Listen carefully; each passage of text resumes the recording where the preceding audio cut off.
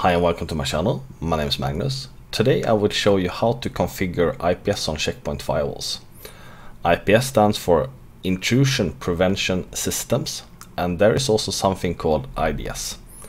IDS stands for Intrusion Detection System, and the keyword here is prevention or detection. More or less, do you want only to log the traffic and find out, oh shit, we have been compromised like 5 days ago, wonder if they did destroy or steal something. Most companies don't have the time or resources to keep up with the logs, and even if they do, it's much harder to stop something when it's already inside the network. If you run IPS, you need to be sure that you limit the false positive. IPS works with signature and traffic patterns, and this is something that is updated regularly, and it's updated by Check Point or its partners. The signatures are also rated, meaning how sure are we that this is actually pointing to malicious traffic. Within Check Point, you can configure IPS and pick based on a rating what signatures or protection should we activate, or which signature should we only detect and what should be put to prevent directly. And this rating is not only to make sure like if this is malicious, like how confident are we that this is actually what we're looking for, but it also like how much CPU or how much energy does it actually takes for the firewall to track this or see this attack, because some can be like very low performance, like this is obvious that this will be an malicious attack, and some can be very complex, so it needs a lot of CPUs and therefore your throughput through your gateway or firewall is limited. The IPS signatures is also rated on how much damage can they potentially do, how hard is it to actually use this vulnerability, and what will the impact be if you use this vulnerability. IPS can also be called virtual patching. Companies such as Microsoft regularly sends out patches to their systems or to their applications. For Microsoft, this is called Patch Tuesday, and the time it takes for companies to patch their systems from that the vulnerability has been announced, more or less it's announced on the Patch Tuesday. How long does it actually take for the company to patch this system? And that's more or less the window of opportunity for the bad guys. They have very high chance of exploiting that vulnerability. For most companies, this window of opportunity, it can be days or weeks or even months. Some systems are very hard to patch, and some systems are not even patched. The system needs to be patched even if they are not directly connected to the internet, because like bots that finds the way into the network can exploit these vulnerabilities when they are inside. And the border what's inside or outside the corporate premise, that's severely limited now when we have public cloud and remote workers. IPS is part of the next generation firewall, because firewalls are no longer just ports and IP addresses, it's so much more. And we will talk a lot about all these different type of protections like IPS, URL filtering, antivirus, application control in coming videos. So how do we actually configure this IPS? Well, here's the normal rule base, and to configure IPS we need to go under threat prevention and then policy. And here we can see that we already have a policy that is working for data center and US protection. So in this case, the protection scope is the United States and data center LAN, and this is based on IP ranges. And we can see here that it's for a profile called strict, and it's actually applicable for both IPS, antibot, antivirus, and I believe this is anti-malware or sandblast. I'm not sure what this logo is actually referring to. Threat prevention it says. And we can see that we log it, we capture the package, and we do more forensic things on it as well. For the rest of the network, we catch any, and then we use the optimize profile. And we will see what the difference between strict and optimized is. If you want to see the profiles, you go here under threat tools, profiles. So here we can see that we have 3 profiles. We have basic, optimized and strict, and basic is the most basic one and strict is the most strict one. So very good names for it. And we can see here that these profiles, they are both based on blades. So the basic one is only have IPS. And keep in mind, all these blades, they're either part of a license package or you can license them individually. If we check the user guide, we can see here that the protection are divided into performance impact of the protection. How much power does it actually take to use this protection? And then we have the severity of the threat. And then we have the confidence of the protected can correctly identify the attack. Meaning, how sure are we? If you want to have very low false positive, then you need to have this high.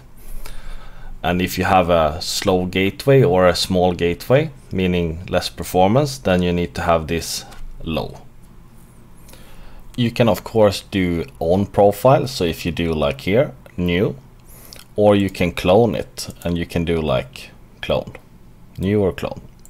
So if we want to take and make a new one and say this is our corporate one, corp default, then we can more or less check here, like first of all, which blades do we have? So if we say that we only have IPS in this case, then we want to say which signatures do we want to enable. Well, we have a, let's say that we have a quite big gateway, so we take high or lower.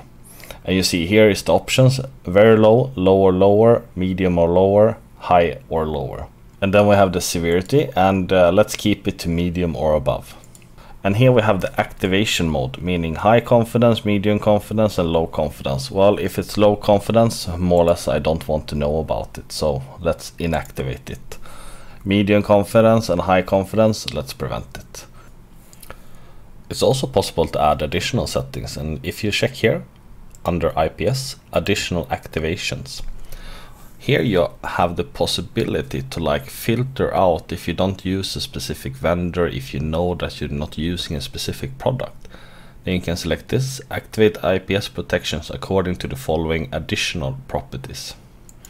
And I found out like this, if you don't have this one and you more or less delete this and only put in the protection that you want, well, then all the activations are more or less lost. So I would not recommend to use this part, but if you use this part, that can be quite powerful.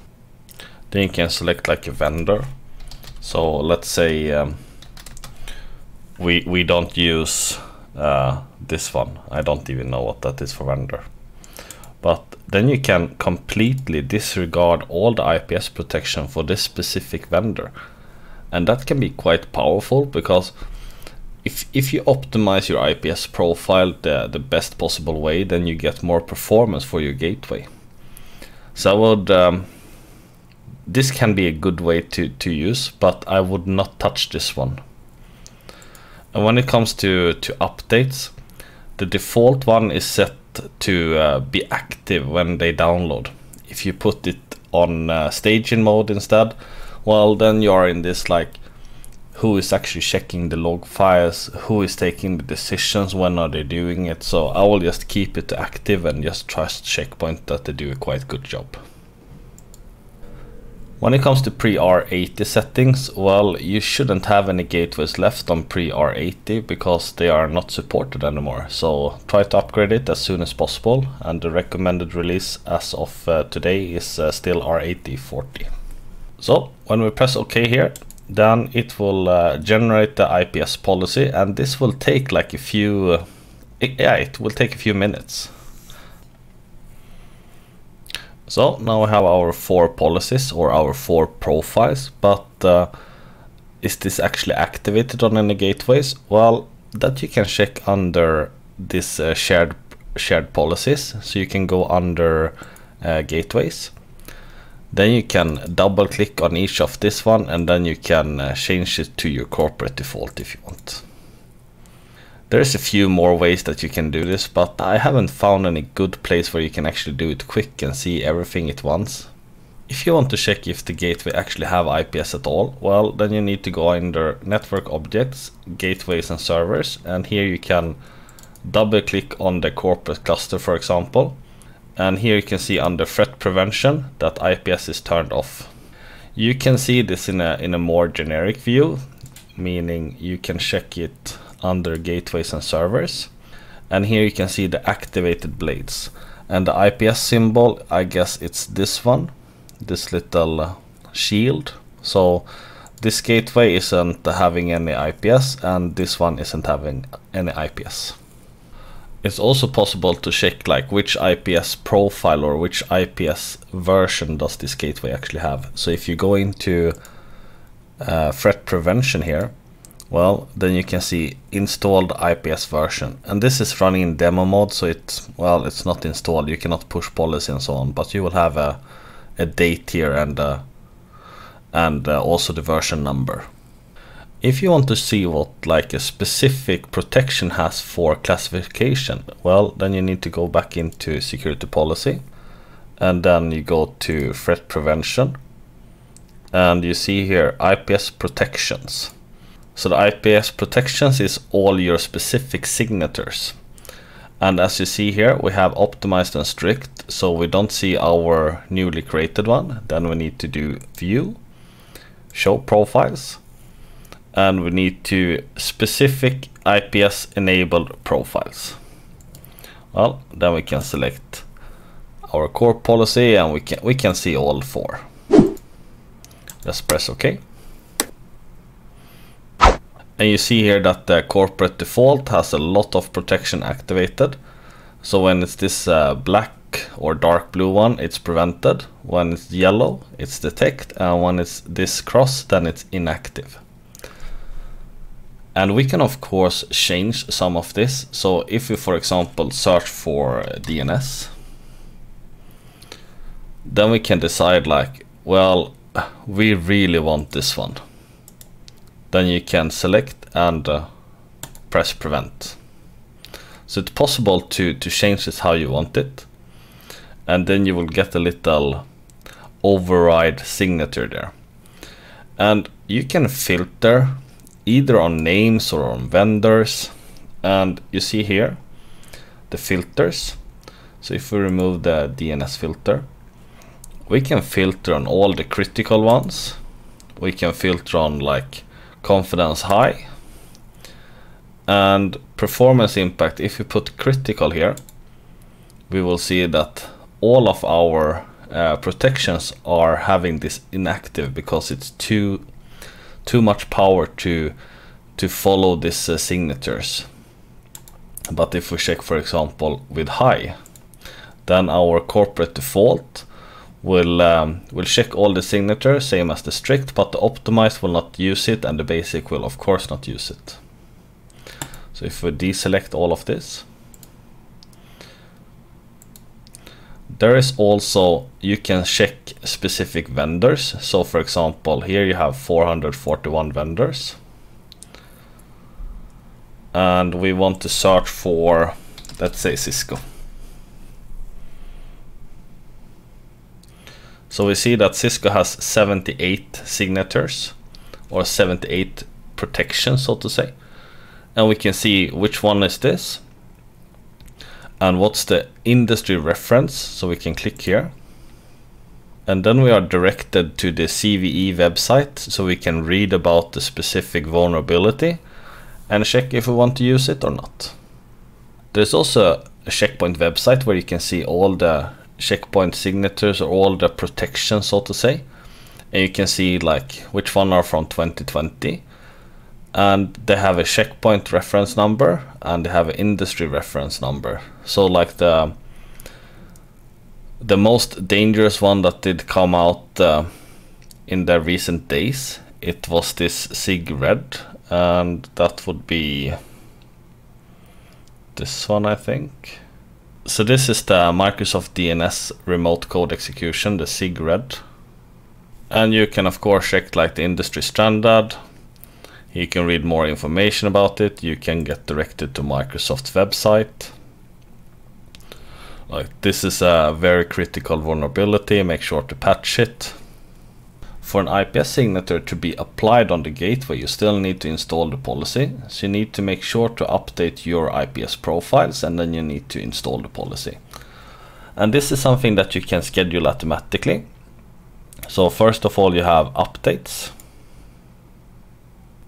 And here in demo mode, I see that it's very little that you can actually do, but you can update now and you can schedule update. And you see here that the update is locked by current session, publish session to release. Well, let's publish.